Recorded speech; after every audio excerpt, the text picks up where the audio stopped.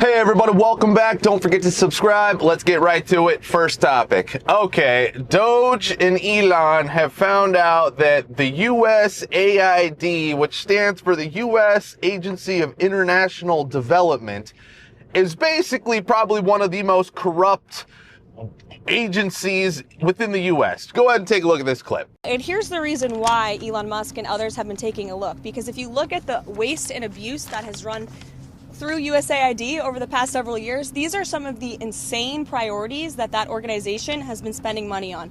$1.5 million to advance DEI in Serbia's workplaces, $70,000 for a production of a DEI musical in Ireland, $47,000 for a transgender opera in Colombia, $32,000 for a transgender comic book in Peru.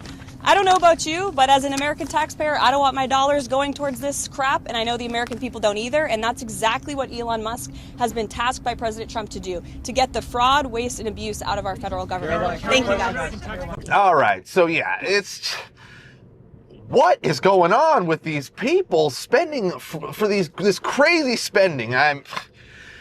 It just goes to show you that when you put people who just have no clue about anything in charge of spending money, you get this type of thing.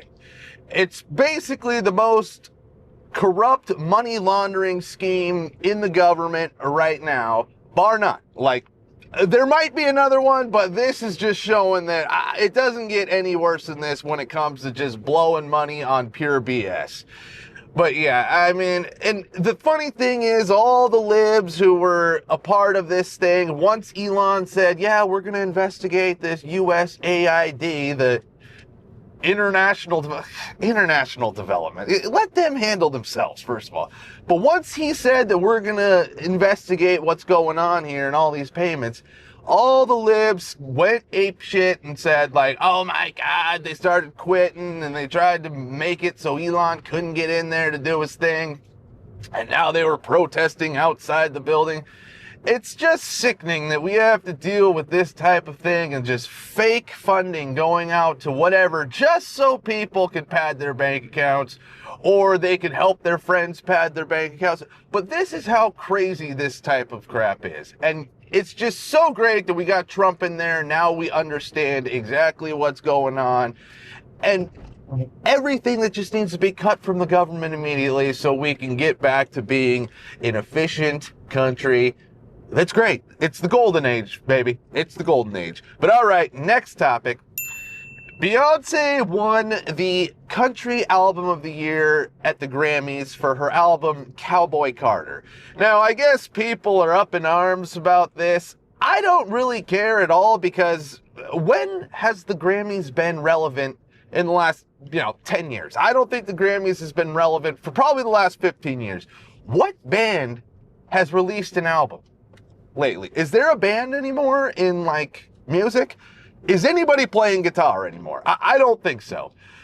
But okay, first of all, for people, if you actually thought the Grammys was about merit and what the best song is or the best artist, you're completely wrong. I mean, that's on you. You should have known that award shows aren't about, who's the best anymore.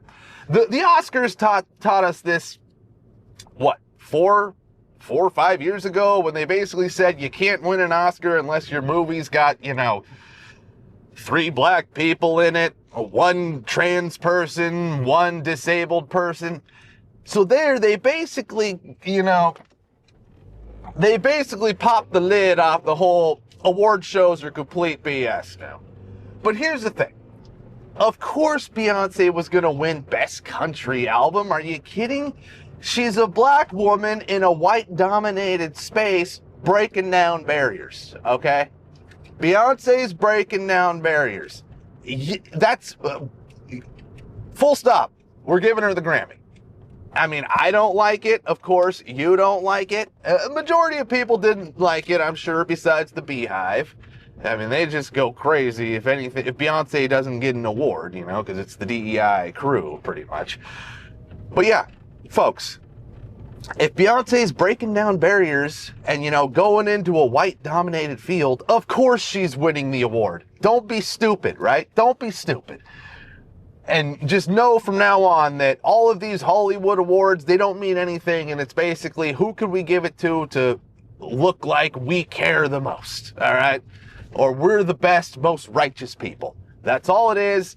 Boom. Just, you may as well just stop watching these awards. But okay, next topic. So Trump is having trouble with these sanctuary cities. If you don't know what a sanctuary city is, it's basically a city that's protecting illegals from deportation and letting ICE get in there and, you know, do their job easily. But here's a video from Tom Homan.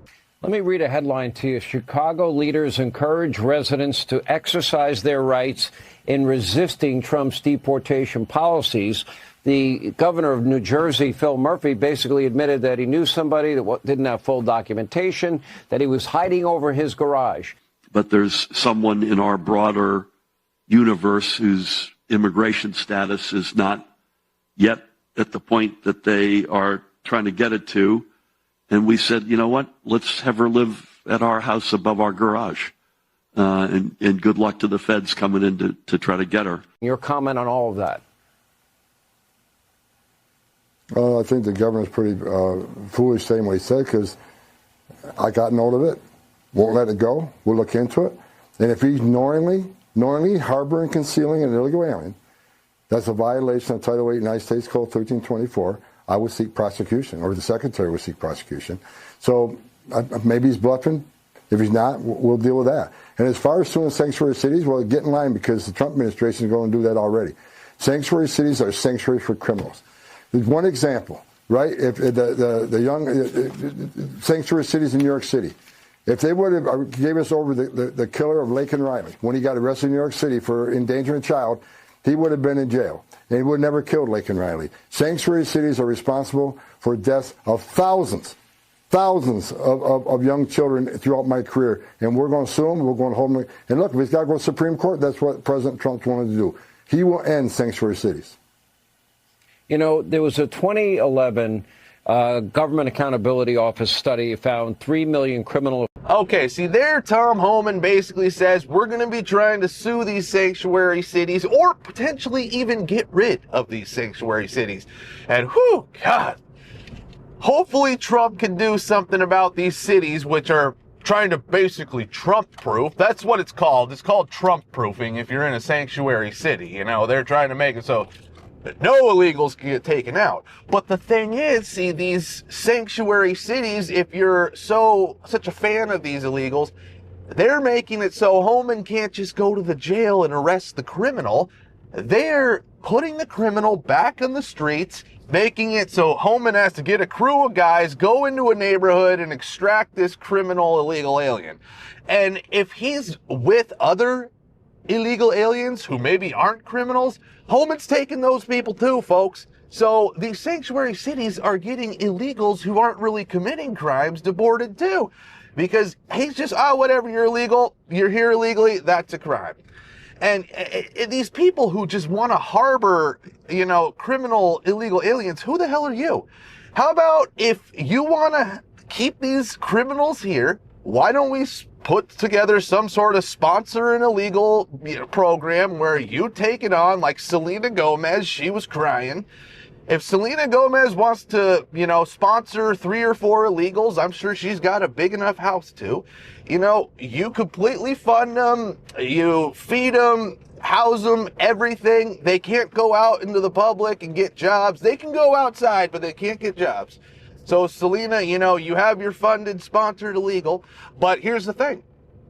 If your illegal commits a crime, then we immediately deport your illegal and you face the charges that illegal would have faced for those crimes. So if they go out and rape a woman, now we're taking Selena Gomez in for raping. Do you want that? Or do you want us to just send the illegals? Because if you want to sponsor an illegal, maybe we can get something, you know, figured out. But otherwise, let's get these people out. Let's end the sanctuary city. Let Homan go into the jails and just take these people straight from the jail right back to their country. There you go. It's the easiest way to do it. Get the sanctuary cities out of here. But next topic. All right. Canada and Mexico basically bent the knee. I would pretty much consider it immediately to Trump after he threatened the 25% tariffs on their trade goods if they don't, comply to his demands. So for everybody out there who doesn't really understand how Trump is using the tariffs and what he's doing with it, let me give you a quick, explanation of how Trump is using the tariffs. So say Trump wants Canada and Mexico to help protect the border and stop the flow of illegal immigrants and fentanyl coming through the border. Trump basically puts the U.S. cock out on the table and says, here you go. You stop letting illegal aliens and fentanyl cross the border, or else I'm going to put a 25% tariff on you. See, he knows that America's got the biggest cock in the world, so he's not afraid to put it out on the table. So after he does that, threatening the 25% tariffs and all the goods they send over, Trudeau and the president of Mexico, that Sheinbaum woman, they got to look at their country's cocks and say, well, ours isn't as big as his. Obviously, it's not as big as his because America's got the biggest cock in the world.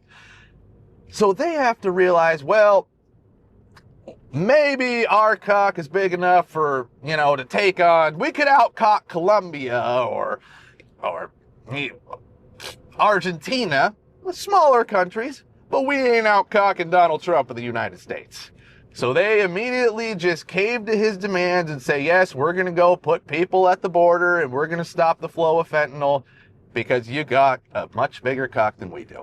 There you go. That's pretty much how the tariffs work when it comes to Donald Trump. That's his method of getting countries to do exactly what he wants to do. And the guy is basically undefeated since he's been back in office. I don't think he's taken one L, and he's handed out plenty of L's. But all right, that's it for today. Go ahead, be sure to subscribe. We'll see you next time. We'll be seeing you.